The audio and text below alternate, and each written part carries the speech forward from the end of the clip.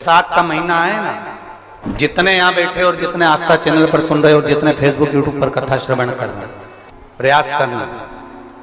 बैसाख के महीने में मिट्टी के पात्र में जो रात्रि भर जल रखा हो, मिट्टी के पात्र में अगर आपके पास में घड़ा हो, हंडा हो, नी हो, तो दिया हो, दीपक हो, कुल्लड़ हो, कोई भी तुम्हारे पास में जो मिट्टी का पात्र उसमें जल भरना, वो जल बैसाख के महीने की किसी भी सोमवार के दिन या किसी प्रदोष के दिन या बैसाख महीने के शिवरात्रि के दिन वो मिट्टी के पात्र का जल अपने घर के प्रत्येक व्यक्ति का स्पर्श कराकर उस मिट्टी के पात्र के जल को तांबे के पात्र में डाल लीजिए और घर के प्रत्येक व्यक्ति का स्पर्श करा लीजिए और शंकर भगवान पर कुंडकेश्वर महादेव के नाम से समर्पित करिए। कभी जीवन में पीछे पलट कर देखने की जरूरत नहीं पड़ेगी। आप जाकर जल चढ़ाएंगे। आप भी बना लो एक नियम कि बैसाख महीने की शिवरात्रि मुझे भी शंकर भगवान को अपने दिल की बात कहते हुए, अपने मन की बात कहते हुए, रोग मुक्ति के लिए, कार्य सिद्धि के लिए, धन वैभव संपदा के लिए, समृद्धि के लिए मुझे भी जल चढ़ा। मैं भी जल चढ़ा। एक लोटा पानी शिव जी को,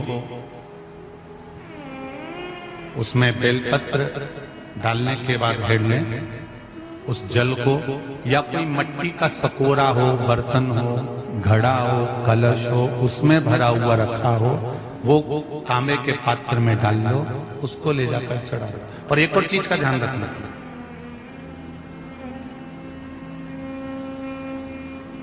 अगर असाध्य रोग जैसे ऐसा रोग हो जो समाप्त नहीं हो रहा हो, कैंसर, किडनी, लीवर या किसी का डायलिसिस चल रहा हो या लीवर काम नहीं कर रहा हो या शरीर की कोई हड्डी जुड़ नहीं रही हो, तो जो जल शिव जी को लोग चढ़ा रहे हैं वो जल को आचमन कर लेना।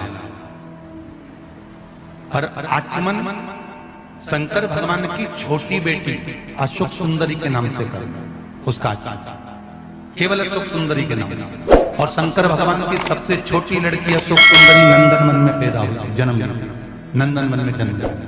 नंदनवन मतलब काशी। घर के छोटे बच्चों को भी बोलो, बड़ों को भी बोलो, बुजुर्गों को भी बोलो, चलो एक लोटा पानी चढ़ा के आते हैं, चलो।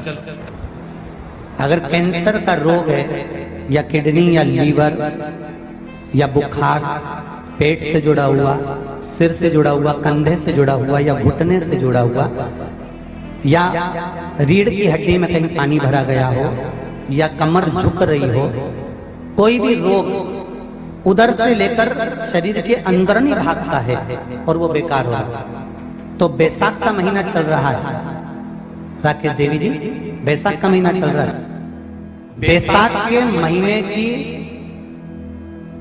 शिवरात्रि के दिन, बैसाख के महीने की जो शिवरात्रि आई, हर महीने शिवरात्रि आती है, तो बैसाख की जो शिवरात्रि है, इस शिवरात्रि के दिन सुबह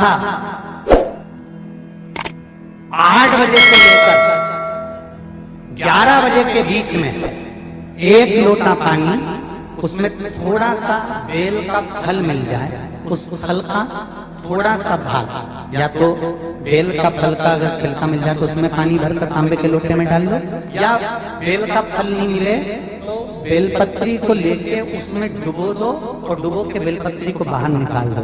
वो पानी भगवान शंकर को शिवरात्रि के दिन, बैसाख महीने की जो शिवरात्रि है, बैसाख के महीने में प्रत्येक महीने शिवरात्रि आती है, बैसाख के महीने की शिवरात्रि के दिन सुबह 8 बजे से लेकर 11 बजे के बीच में शंकर भगवान को अपना रोग और बीमारी का बोलकर शंकर भगवान को जल समर्पित कर आ जाओ। बाबा पर विश्वास रखकर चढ़ाना, धीरे धीरे ठीक हो जाओ। शिव पे भगवान शिव की सुबह के समय जाकर, और अगर बेलपत्री का पानी नहीं मिले तो मिट्टी के पात्र का पानी, आपको कथा में कहा, मिट्टी के पात्र का पानी वो भी शंकर भगवान को समर्पित कर सकते। जल बैसाख के महीने में शंकर पर शीतल जल समर्पित कर देने से शरीर के रोग समाप्त हो जाते हैं, वो रोग टिकता नहीं। शीतल और अगर शीतल जल का दर्शन करना हो तो कभी महाकालेश्वर अभियाल कभी आप लोग लाइव दर्शन करते हो महाकाल के, तो महाकाल के दर्शन करेंगे तो वैशाख महीने में 5-5 घड़े मिट्टी के महाकाल राजा के ऊपर बांध दिए जाते हैं जल चढ़ाने के लिए। कभी आप लोग चकलेश्वर महादेव जाए मथुरा वृंदावन में गिरिराज की परिक्रमा, चकलेश्वर महादेव पे 5-5 मिट्टी के घड़े शिव जी के ऊपर बांध दिए जाते हैं। कभी काशी जाएं तो वहां पर मिट्टी का घड़ा शिव जी के ऊपर रख दिया जाता है। क्यों? क्योंकि वो मिट्टी के पात्र का जल जब बैसाख के महीने में शिव पर गिरता है तो जो उस जल को समर्पित करता है वो रोग से मुक्त हो जाता है, बड़ी बीमारी में घिरता नहीं। जयंत ब्राह्मण के मुख से श्रवण कर लिया था कि बैसाख महीने में अगर शिवरात्रि पड़े और उस शिवरात्रि पर एक कलश का पात्र लोटा तांबे का या मिट्टी में रखा हुआ जल पात्र में लेकर एक बेलपत्र का छोटा सा भाग उसमें छुआया हुआ, और फिर निवेदन कर रहा हूं अगर बेलपत्र उस दिन नहीं मिले तो पात्र लेकर चले जाना मंदिर में। मंदिर में शंकर जी पे तो बेलपत्र चढ़ी होगी ना, अरे बोलो तो जरा, चढ़ी होगी ना। उसी बेलपत्र को धोकर फिर जल के पात्र में उसको छुआकर फिर शंकर भगवान को भाव से दिल से जो चाहते हो, धन वैभव संपदा सत्ता या रोग से मुक्ति चाहे उधर से जुड़ी हो। हाँ, एक चीज का ध्यान करना, अगर संपदा के लिए, विवाह के लिए या विद्या के लिए या अन्य चीजों के लिए आप शिव जी को जल चढ़ा रहे हो तो उसके जल को उठाकर नहीं लाना है। और अगर रोग के लिए जल चढ़ा रहे हो कि मुझे ये तकलीफ है, घर में ये बीमारी चल रही है या रोग चल रहा है या किडनी का या लीवर का या कैंसर का या ब्लड प्रेशर का, तो जो जल तुमने समर्पित करा उसको लेकर आकर आचमन भी करना। कौन से दिन? जम के बोलो जरा। शिवरात्रि। शंकर कह रहे हैं, माँ उमा से, माँ पार्वती से मेरा महेश कह रहा है, मेरा बाबा भोलेनाथ, मेरा बाबा विश्वनाथ, मेरा त्रिकालदर्शी कैलाशी अविनाशी कह रहा है कि हे पार्वती,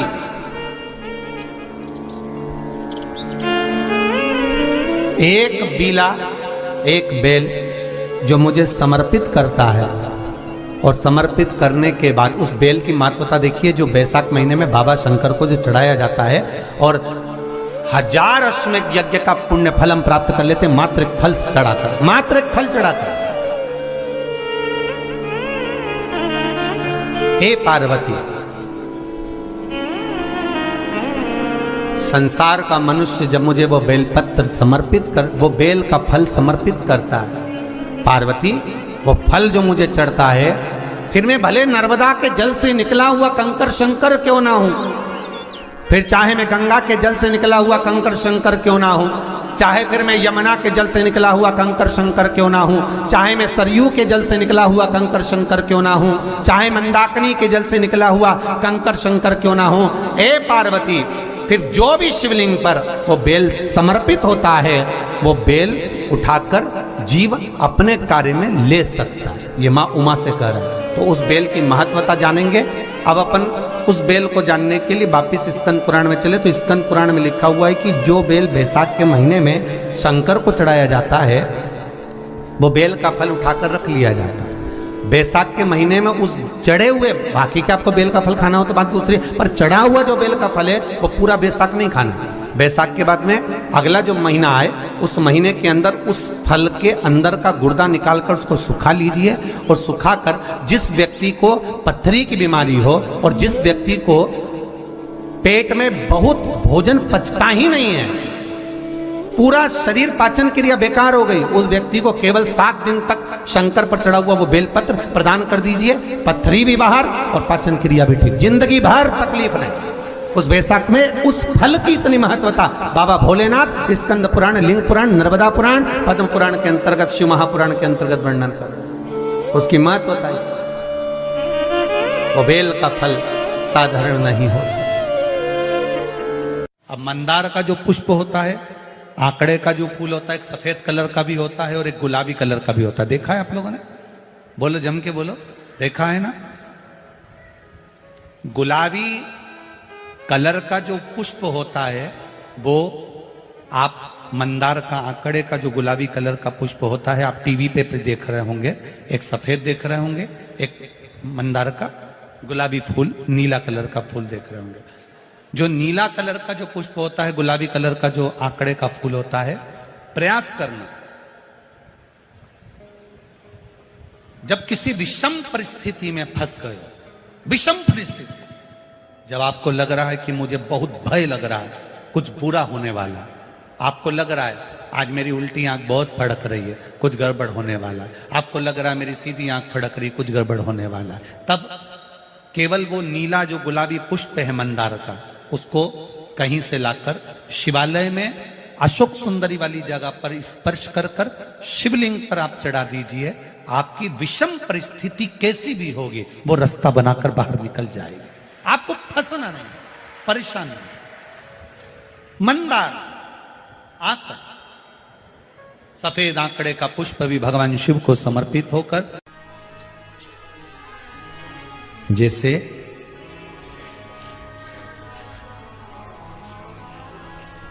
बेले के फल का गुर्दा, बेल का जो फल होता है, बेलपत्री का फल, उसका जैसे गुर्दा, उसके अंदर का जो भाग होता है बेल का, वो गुर्दा,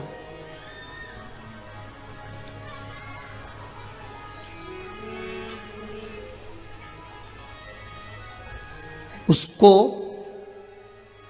अग्नि में जलाकर उसकी भस्म तैयार कर कर छान कर जब जब आपके यहां विद्वान ब्राह्मण शिव जी का अभिषेक कराते हैं, पूजन कराते हैं, तो उसमें लिखते हैं पूजन के साहित्य में बेलपत्री, धतूरा, दुर्वा, ये उसमें नीचे लिखेंगे भस्म। लिखते कि नहीं लिखते? लिखते हैं ना, भस्म अभिषेक में चाहिए रहती है।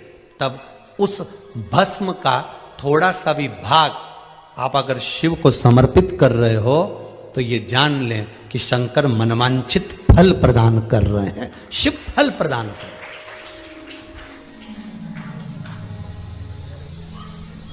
महाराज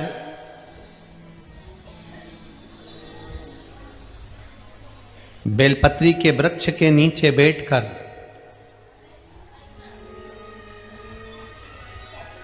हाथ में एक बेलपत्र का पत्ता रखकर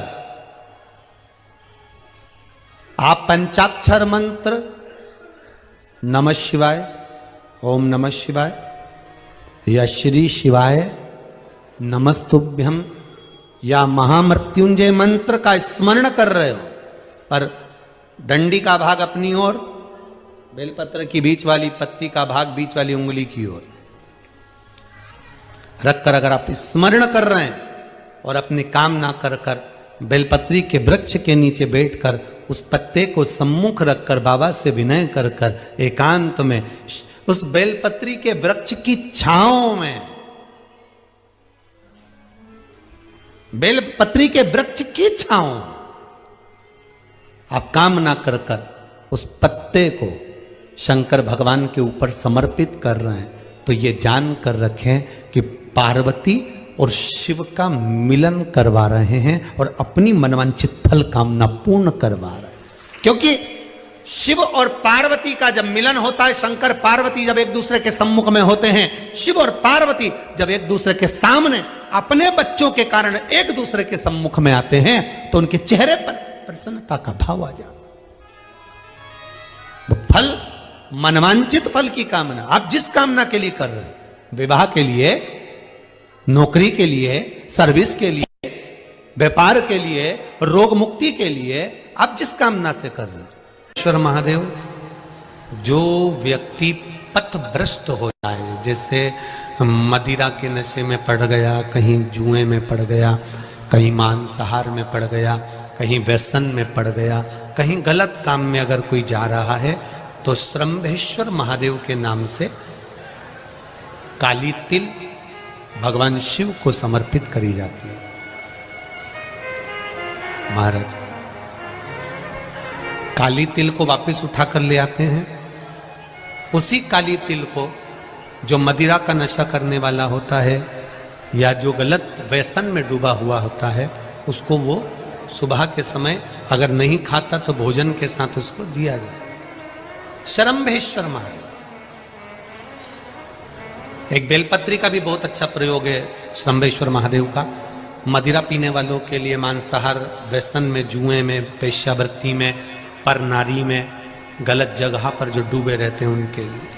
पहले की कथा में उसका वर्णन किया है बेलपत्री पर। श्रम्भेश्वर महादेव, एक बार सब बोलेंगे, कौन से महादेव? श्रम्भेश्वर महादेव। फिर जम के बोल लो एक बार, श्रम्भेश्वर महादेव। जब हमारे घर में क्रोध बढ़ता है या कोई गलत कार्य में जाने लगता है तो श्रम्भेश्वर महादेव का हमें शरणागति लेना चाहिए, श्रम्भेश्वर महादेव का पूजन करना चालू कर देना चाहिए। कई लोग कहते हैं महाराज जी ये श्रम्भेश्वर महादेव का मंदिर कहाँ मिलेगा, हम कहाँ पूजन करने जाए? कहीं नहीं जाना, तुम्हारे घर के पास में जो शंकर जी का मंदिर है वहीं जाओ, उसी देवालय में, उसी मंदिर में जाओ, श्रम्भेश्वर महादेव के नाम से जल चढ़ाना प्रारंभ करेंगे। वो जल जो गलत संगत में पड़ा हुआ है उसका आचमन कराना प्रारंभ करेंगे, अपने आप उसकी धीरे धीरे बुद्धि सुधरना प्रारंभ हो जाएगी। ऐसा श्रम्भेश्वर महादेव का है। साथ की शिवरात्रि आ रही है, छोड़ना मती।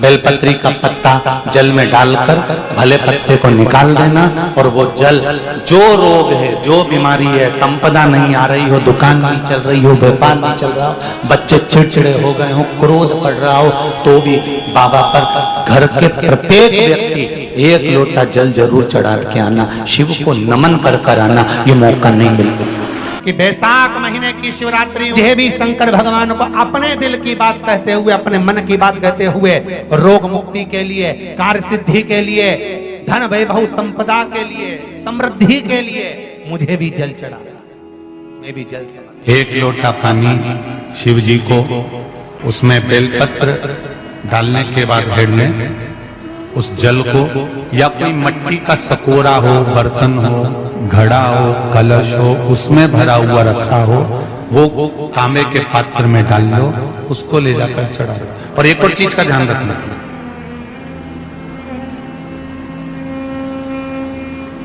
अगर असाध्य रोग, जैसे ऐसा रोग हो जो समाप्त नहीं हो रहा हो, कैंसर, किडनी, लीवर, या किसी का डायलिसिस चल रहा हो, या लीवर काम नहीं कर रहा हो, या शरीर की कोई हड्डी जुड़ नहीं रही हो, तो जो जल शिवजी को लोग चढ़ा रहे हैं वो जल को आचमन कर लेना।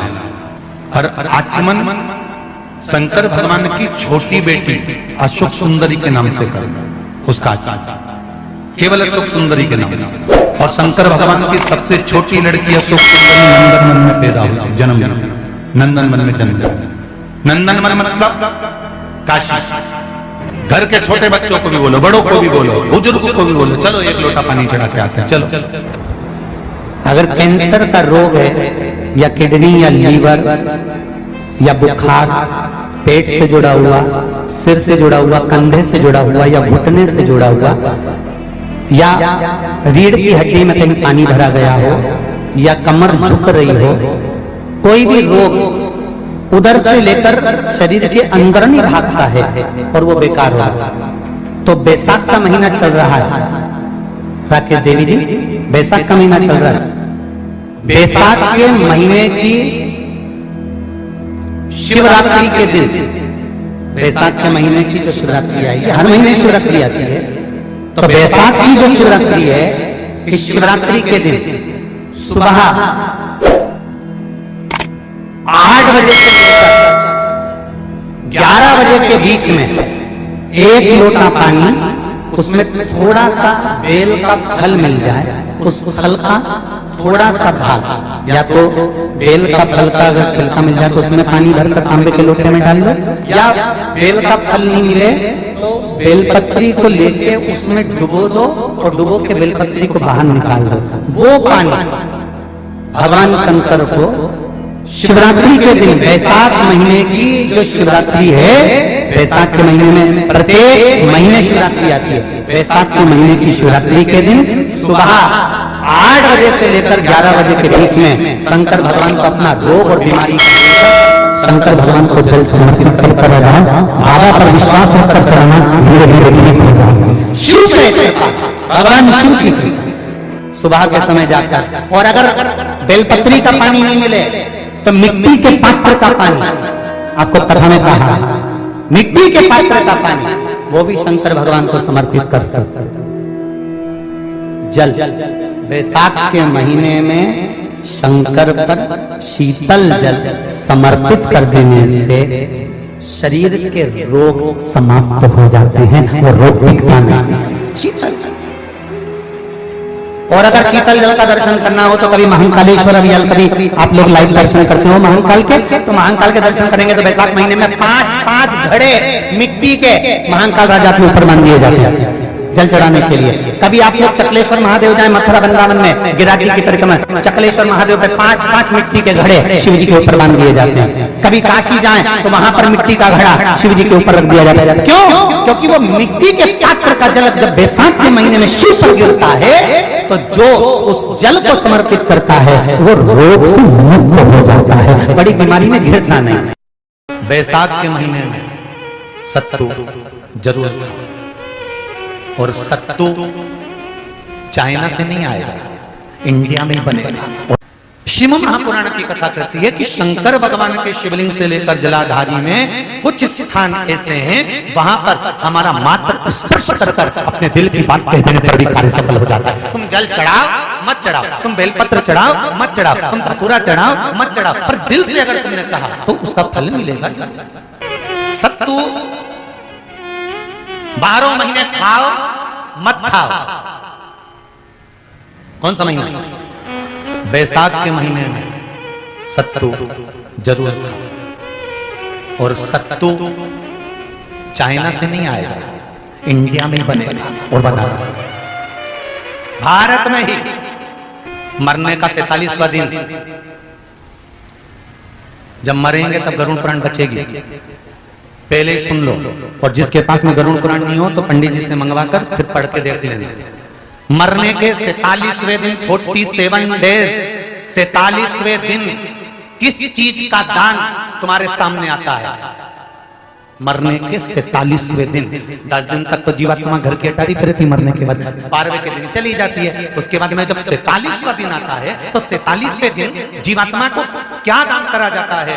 व्यक्ति ने क्या पुण्य करा होता है कि उसको नरक नहीं भोगना पड़ता, बेतरणी नहीं भोगना पड़ती, और सीधे बेतरणी से पार उतर जाता है। वो किस चीज का दान है? तो कहा शिव महापुराण में, गरुड़ पुराण में, कि वो सत्तू का दान है जो बैसाख महीने में करा जाता है। सत्तू का दान 3 चीजों से मिलकर बनता है। जौ, बोलते जाओ जल्दी, गेहूं, चना, ये 3 चीज से मिलकर बनता है। इसमें जो बारीक बारीक कण होते हैं, जितने जितने 3 चीज के मिले हुए बारीक बारीक कण होते हैं, ये जब दान किया जाता है सत्तू का, तब ये बेतरणी करने के लिए 47वें दिन इस जीवात्मा ने अगर सत्तू का दान करा होता है या सत्तू का सेवन बैसाख के महीने में करा होता है तो उसको बेतरणी नहीं भोगना पड़ती, डायरेक्ट सीधे रतलाम उज्जैन से डायरेक्ट।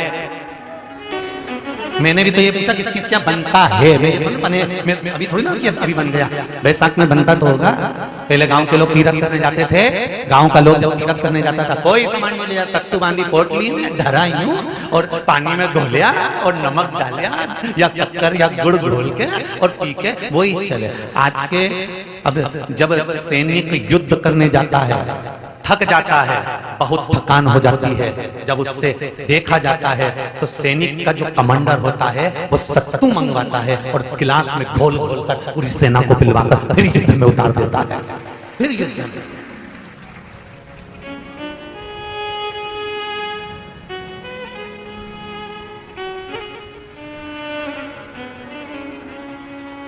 साधारण नहीं है महाराज। सत्तू में जितने बारीक बारीक कण होते हैं, जितने बारीक बारीक कण, अब तुम्हें कम करना, अभी जब फ्री हो तो कागज पे रख के सत्तू का एक कण गिनना, 1 2 3 बारीक बारीक गिनते रहना जरा। तो तुम्हारा क्या जाए गिनने में? भगवान कृष्ण के हाथ में पट्टी बंधी थी तो उनने भी तो रुक्मणी को गिनने को दिया था, जरा गिन तो जरा इसमें कितने धागे हैं। रुक्मणी जी ने कहा इसमें 9999 धागे हैं। भगवान ने कहा बस यही 9999 मुझे द्रौपदी को वापिस लौटाना है। गिनती लगा लो, अभी अभी लगा लो, ऊपर तो भगवान गिन के बता ही देगा कि तुमने जो सत्तू दान करा था, तुमने जो सत्तू खाया था, तुमने जो सत्तू भगवान को दिया था, सत्तू का लड्डू बनाकर तुमने बैसाख महीने में भगवान की जो पूजन करी थी, तो अमावस्या के दिन, पूर्णिमा के दिन या अक्षय तृतीया के दिन तुमने जो सत्तू दिया था, भगवान तो गिनती बता देगा कि उस सत्तू में कितना कण था।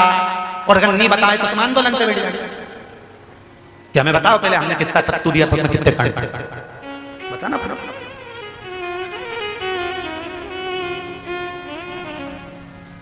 एक एक शिव की आराधना में चांगुना ने एक लोटा जल भरा, उसमें थोड़ा सा चंदन डालकर बेलपत्री के वृक्ष के नीचे ले जाकर डाल देती, थोड़ा सा जल बचाकर शिव जी को डाल देती। शंकर भगवान ने एक दिन चांगुना के सामने मन में विचार प्रकट करा और पार्वती जी से कहा, पार्वती एक बात समझ में नहीं आती, आधा जल ये बेलपत्री को देती है, आधा जल मुझे देती है। जब आधा जल मुझे देती है तो मुझे बड़ा गुस्सा आता है, क्योंकि बच्चे और बूढ़े ये दोनों एक समान हैं।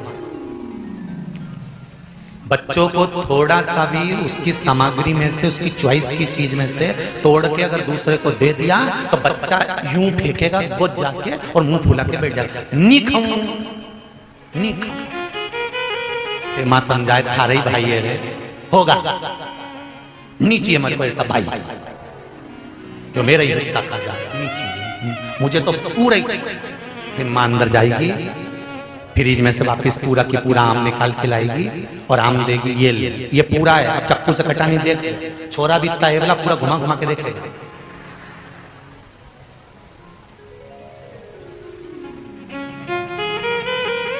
पूरा देख लिया तब नहीं। बच्चा ऐसे ही बुजुर्ग व्यक्ति होता है, बूढ़ा, पति को भोजन दिया तो उसमें चटनी रख दी, जीरा मन रख दिया, पापड़ सेक के रख दिया, और बुढ़ा व्यक्ति जब भोजन करा तो उसमें कहीं नहीं, तो बूढ़े की निगाह में तो आ ही जाता है कि बताओ अपनी तो वैल्यू घस गई। तो बच्चे के मन में और बुजुर्ग के मन में आ जाता है, बच्चा और बूढ़ा एक साथ। भगवान ने कहा ये आधा जल कहां ढोल के आती है? पार्वती जी ने कहा उसके संतान नहीं है, इसलिए वो बेलपत्री की भी आराधना करती है और आपकी भी आराधना करती है। ठीक है,